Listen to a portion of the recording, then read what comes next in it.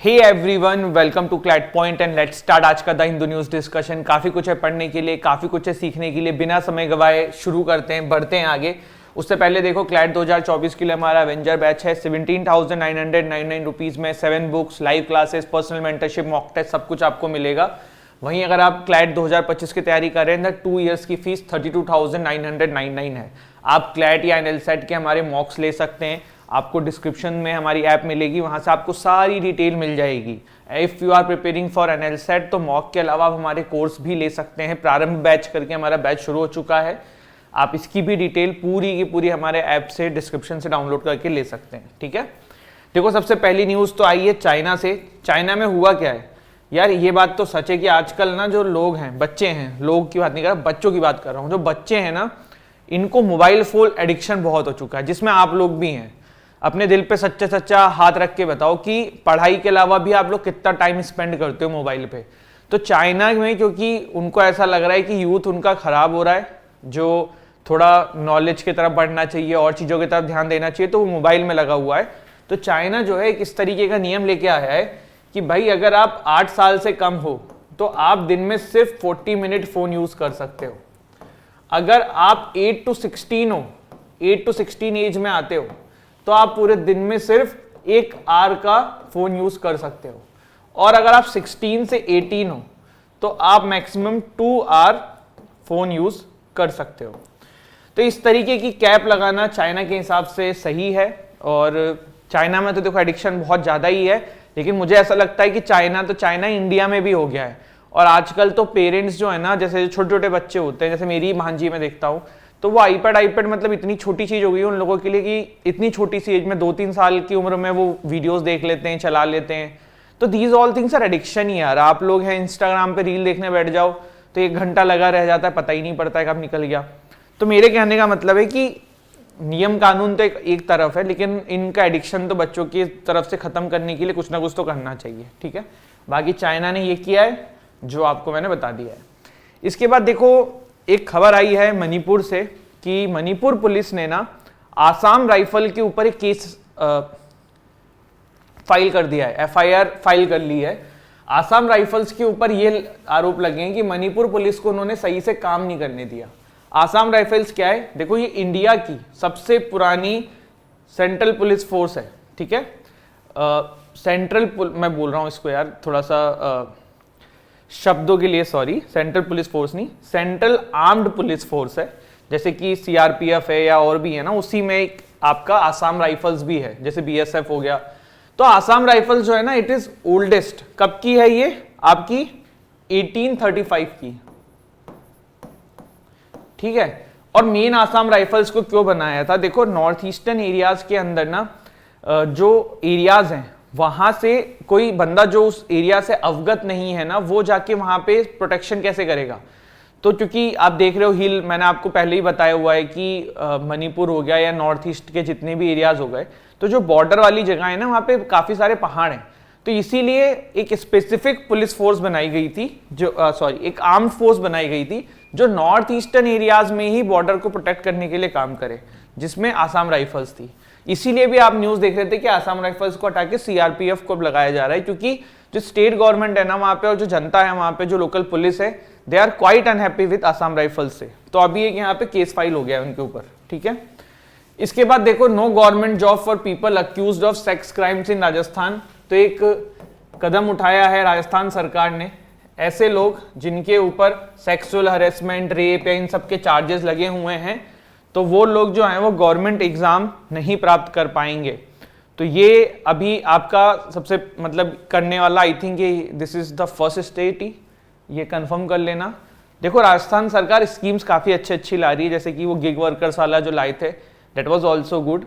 और राजस्थान में मेडिसिन को लेके भी काफ़ी अच्छी स्कीम्स हैं, क्योंकि मैं रहा हुआ हूँ वहाँ पे, तो मुझे पता है कि गवर्नमेंट हॉस्पिटल्स में ना मेडिसिन जो है वो फ्री में मिलती हैं। मतलब बहुत अच्छी स्कीम्स वहाँ पे हैं। और ये नहीं कि सिर्फ अभी कांग्रेस के टाइम पे हो रहा है, वहाँ पे इवन बीजेपी थी तब भी ये चीज़ थी। तो वहाँ पे देखो सत्ता पलट होने से बहुत ज़्यादा लोगों के लिए चेंज नहीं होता है, क्योंकि दोनों ही सरकारें वहाँ पे बहुत अच्छे तरीके से काम करती हैं जनता के लिए। एक ऐसी और मुझे स्टेट बड़ी फेवरेट लगती है, वो है उड़ीसा। नवीन पटनायक जी अब तो काफ़ी एजड हो चुके हैं, लेकिन he is still the chief minister. तो उड़ीसा में भी ना आम जनता के लिए काफ़ी अच्छी अच्छी स्कीम्स लाई जाती है, जैसे कि इनकी एक स्कीम है जिसका नाम है कालिया। फुल फॉर्म मुझे कमेंट सेक्शन में बताओ, अब गूगल करके बताओगे तो अच्छी बात है, लेकिन कालिया स्कीम क्या ये भी देख लेना फिर। इसके बाद है defence ministry to switch locally build OS in computers amid threat. तो ये पेंगुइन जैसा सिंबल जो है ना, ये भारत के इंडिजियसली बना हुआ एक ऑपरेटिंग सिस्टम है माया, जो गवर्नमेंट के ही लोगों ने बनाया है। ये ऑपरेटिंग सिस्टम को बदल दिया गया है डिफेंस मिनिस्ट्री के अंदर जितने भी कंप्यूटर हैं विंडोज से। देखो हो क्या रहा है, क्योंकि विंडोज जो है ना, इसकी वजह से ऐसा कहा जा रहा है सरकार के द्वारा कि काफ़ी सारे मेलवेयर, स्पैम, ये सब के थ्रू जो है वो काफ़ी सारी सीक्रेट इंफॉर्मेशन लेने की कोशिश कर रहे हैं बाहरी कंट्रीज वाले। क्योंकि देखो विंडोज सबके पास रहता है तो दे नो द फीचर कैसे क्या वर्क करना है। तो अभी इंडिजियसली यहाँ पे यूज़ किया जाएगा माया, जिसका सिर्फ भारत के पास ही रहेंगी चीज़ें, तो बेटर रहेगा हमारे देश की सिक्योरिटी के लिए, सेफ्टी के लिए। तो अभी सबसे पहले इसको डिफेंस मिनिस्ट्री में लगाया गया है। अगर ये सक्सेसफुली वहाँ पे वर्क करेगा तो धीरे धीरे और मिनिस्ट्री में भी इसको लगाया जाएगा। प्लस आर्मी, नेवी, इनसे भी बात हो रही है। अभी they are under the trial वाला प्रोसेस। जब वहाँ पे भी फाइनलाइज हो जाएगा तो वहाँ पे भी जो माइक्रोसॉफ्ट का जो ऑपरेटिंग सिस्टम है उसको हटा के, जो माइक्रोसॉफ्ट का ऑपरेटिंग सिस्टम कौन सा यूज़ करते हैं, विंडो यूज़ करते हैं, तो वहाँ पे फिर उसके जगह पे माया यूज़ होगा। तो माया का ध्यान रखिएगा, नाम है माया, MAYA। ये पेंगुइन जैसा इसका सिंबल है। एंड डिफेंस मिनिस्ट्री तो कर ही रही है, ठीक है। बनाया किसने, तो देखो मैंने कोशिश करी सर्च करने की, तो इसमें एज सच कोई प्राइवेट कंपनी है, किसी का नाम नहीं है इसमें, यही गवर्नमेंट के एजेंसीज के थ्रू ये बना है। कल हमने इसको डिटेल में डिस्कस किया था कि व्हाट इज़ द जन विश्वास बिल। तो आप लोग चाहें तो आज ये टेक्स्ट वाले पेज पे आया है, पढ़ सकते हैं, रीड कर लेना। बाकी कवर तो मैंने कल ही करा दिया है आपको, एक बार जल्दी से समराइज करा देते हैं। जन विश्वास बिल के अंदर क्या किया है कि काफ़ी सारे ऐसे लॉज जो हमारे देश में बहुत पहले से चले आ रहे थे, जिसकी कोई नीड नहीं थी, जैसे किसी का लेटर आया आपने खोल दिया तो आई थिंक उस पर 3 महीने की सजा थी, इस तरीके की चीज़ें थी। तो इसके जगह पे फाइन लगाने का प्रावधान ले आया जाए, वो बेटर है। तो वही जन विश्वास बिल ने किया है, काफ़ी सारे एक्ट को उसमें फिर सेलेक्ट किया गया है किस किस में कैसा कैसा होगा। तो कल हमने डिटेल में पूरा देखा है जन विश्वास बिल, तो आई डोंट थिंक कि अभी नीडेड है इसको फिर से रिपीट करने की, ठीक है। जिन्होंने नहीं देखा है कल का सेशन देख लेना। इसके बाद देखो अभी हिंदी लैंग्वेज फिर से चर्चा में आ गई है। कैसे, सुप्रीम कोर्ट ने ना अपने एक वर्डिक्ट में हिंदी लैंग्वेज को भारत की नेशनल लैंग्वेज की तरह कह दिया है, और इसके बाद ये चर्चा का विषय बन गया है। तो पहले चलो थोड़ा सा समझते हैं कि क्या भारत में हिंदी जो है वो नेशनल लैंग्वेज है भी कि नहीं है। जैसे कि एक दिमाग में भ्रम रहता है ना कि हमारी नेशनल गेम हॉकी है, but India do not have any national game. तो इसी तरीके से मतलब भारत का कोई एक्सेप्टेड नेशनल लैंग्वेज नहीं है, Hindi is not our national language, but Hindi को भारत में सबसे ज्यादा लोग बोलते हैं। इस तरीके के क्वेश्चन आपके एग्जाम में आ सकता है कि भारत की सबसे ज्यादा बोली जाने वाली 4 लैंग्वेज बताओ, या आपको एक ऑप्शन दे दिया, इसी पे पैराग्राफ आया था कि सेकंड नंबर पर सबसे ज्यादा लैंग्वेज कौन सी बोली जाती है। तो भारत की 57.09% जनता जो है ना वो तो बोलती है हिंदी, ठीक। उसके बाद 8.85% बोलती है बंगाली, ठीक। थर्ड नंबर पे बोली जाती है मराठी, ठीक। और चौथे पे बोली जाती है तेलुगु, और 5वें पे बोली जाती है तमिल। बस ये 5 याद कर लो, इससे ज्यादा की जरूरत नहीं है। और इसमें ऐसा कुछ ही नहीं है कि याद करने की जरूरत है, आप इसको थोड़ा सा ऐसे समझ लो यार, ठीक है। क्षेत्रफल की दृष्टि से समझ लो। एक तो मैं तो ऐसे ही कह रहा हूँ, हिंदी हो गया, वेस्ट बंगाल काफी बड़ा है तो बंगाली बोली जाएगी, फिर महाराष्ट्र काफी बड़ा है तो मराठी बोली जाएगी। अब आपको सर राजस्थान भी तो एरिया वाइज बहुत बड़ा है, या यूपी भी तो बहुत बड़ा है, पर यहाँ पे मोस्टली हिंदी बोली जाती है, बिहार में भी हिंदी बोली जाती है, ठीक है। इसके बाद तेलुगु आ गई, फिर तमिल आ गई, फिर गुजराती आ गई। तो ये वाली चीज़ है। अगर इंग्लिश को हम देखें तो सिर्फ 10.67% बोलते हैं, लेकिन ये इंग्लिश को हम इसमें काउंट इसलिए नहीं करें क्योंकि हम इंडियन लैंग्वेज की बात कर रहे हैं। आपको बात समझ में आ गई सारी, ठीक है। यहाँ पे देखो हिंदी, बंगाली, मराठी, तेलुगु, तमिल, उसके बाद आता है गुजराती, ठीक है। अब थोड़ा सा और समझते हैं कि भारत का कॉन्स्टिट्यूशन हिंदी को नेशनल लैंग्वेज के ऊपर क्या कहता है। तो भारत का कॉन्स्टिट्यूशन हिंदी को नेशनल लैंग्वेज के ऊपर कुछ कहता भी है कि नहीं कहता है, पहला क्वेश्चन तो ये है। तो बिल्कुल कहता है। अब क्या कहता है, as per article 343 sub clause 1, ठीक है। ये आर्टिकल्स आप ध्यान रखिएगा, Hindi in Devanagari script shall be the official language of the union. देखो जब हमारा कॉन्स्टिट्यूशन बना था तब ये बात कही गई थी कि आर्टिकल 343 सब क्लॉज 1 के तहत कि भारत की नेशनल लैंग्वेज हिंदी बना दी जाएगी, और ये बात भी कही गई थी कि सिर्फ 15 साल तक ये चलेगा, जब देश आजाद हुआ था उसके बाद, जब कॉन्स्टिट्यूशन आया था उसके बाद। और ये अनुमान लगा के बैठे थे उस समय कॉन्स्टिट्यूंट असेंबली वाले कि 1965 के आसपास आते हुए हिंदी को नेशनल लैंग्वेज बना दिया जाएगा।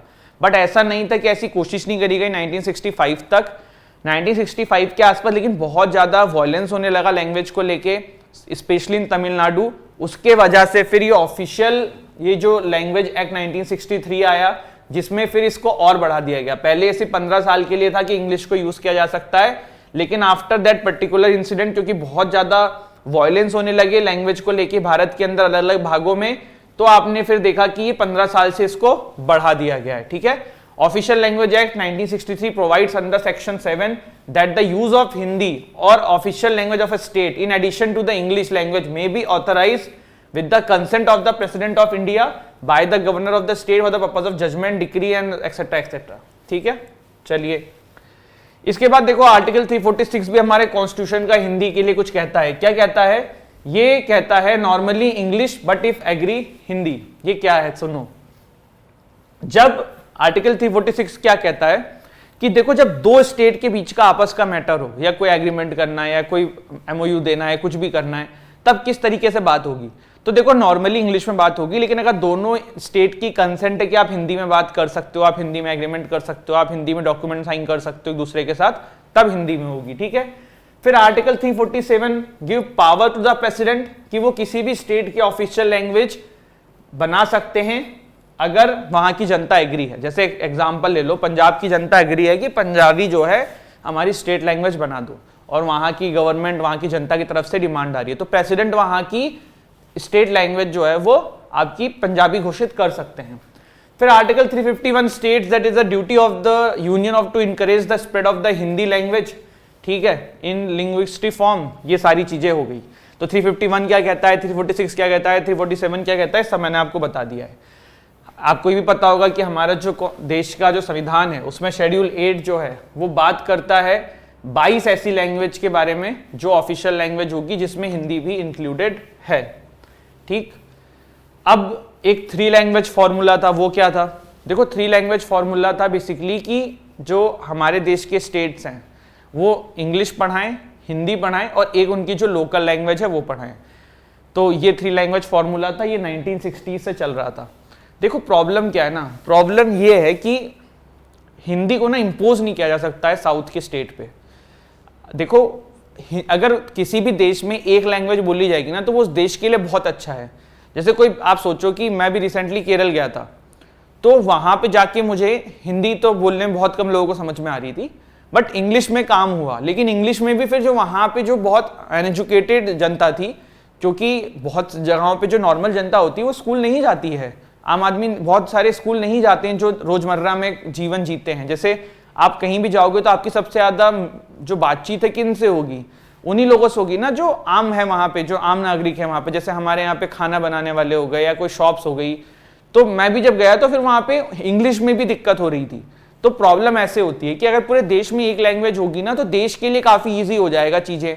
अब ऐसे सोचो कोई बंगाली जो है वो केरल में गया, तो वहाँ केरल वाले को मलयालम आती है, बंगाली को बंगाली आती है, अब वो लैंग्वेज ही मैच नहीं कर रही है, इंग्लिश के थ्रू बात भी कर रहे हैं लेकिन फिर इंग्लिश भी सबको नहीं आती है। तो ये एक प्रॉब्लम तो है, लेकिन इसका सॉल्यूशन ये नहीं है कि हिंदी को इम्पोज किया जाए। इसका सॉल्यूशन ये है कि इंग्लिश पढ़ने दी जाए, जो उनकी लोकल लैंग्वेज है उसको भी बढ़ावा दिया जाए, साथ में हिंदी भी पढ़ाने को कही जाए। देखो 3 लैंग्वेज फॉर्मूला में दिक्कत क्या आती है ना कि देखो आप साउथ वालों से तो एक्सपेक्ट करते हो कि दे लर्न हिंदी, बट फिर जैसे आप इधर देखो हम लोगों के स्कूल्स में क्या पढ़ाया गया है, हिंदी पढ़ाई जाती थी, इंग्लिश पढ़ाई जाती थी, कोई और थर्ड लैंग्वेज थोड़ा पढ़ाई गई कि हमें भी कोई और लैंग्वेज सीखने को कहा जा रहा है। तो ये एक लोगों का डिमांड आता है कि भाई फिर 3 लैंग्वेज फॉर्मूला तो बेकार है। तो ये सब चीजें हैं। देखो anything should not be imposed, but हाँ कुछ ना कुछ तो फ्यूचर में होना चाहिए कि यार इंग्लिश हो हिंदी हो कुछ भी हो, तो एक लैंग्वेज को सभी लोग प्रोमिनेंट हो जाएं, जिससे कि देश में फिर लोगों को आने जाने में, व्यापार करने में, ट्रेड में, इकोनॉमी में बहुत फायदा होने वाला है। ठीक है, तो वो चीज है। इसके बाद देखो अभी ना मणिपुर में क्राइसिस हो रही है, उसकी वजह से ड्रग ट्रैफिकिंग बहुत न्यूज में आ गई है। मणिपुर में देखो क्या रीजन आ रहा है, जैसे ये बोला जा रहा है कि जो पुलिस ने सबसे पहले छापा मारे थे ना कुकी ट्राइब्स के ऊपर जो हिल्स में रहते हैं, तो वो इसलिए मारे थे क्योंकि वो लोग वहां पे ओपियम की खेती कर रहे थे और फिर चुपके से स्मगल करते हैं चीज को, और उसके बाद ये पूरा हिंसा बढ़ गया था। तो ये ओपियम की खेती क्यों हो रही है मिजोरम में, इसको समझने के लिए ना आपको दो शब्द समझने होंगे, एक होता है गोल्डन क्रिसेंट और एक होता है गोल्डन ट्राइंगल। ठीक, ये वाला जो एरिया है ना, ईरान, अफगानिस्तान, पाकिस्तान, इसको गोल्डन क्रिसेंट बोलते हैं। ठीक है, ड्रग के मामले में जैसे ओपियम की खेती के मामले में ये जो एरिया है ना, इसको गोल्डन क्रिसेंट बोलते हैं। यहाँ पे सबसे ज्यादा होता है इस एरिया के अंदर एशिया में, और ये होता है गोल्डन ट्राइंगल जिसमें म्यांमार, लाओस एंड थाईलैंड होता है। अब म्यांमार का पड़ोसी है आपका क्या, मणिपुर।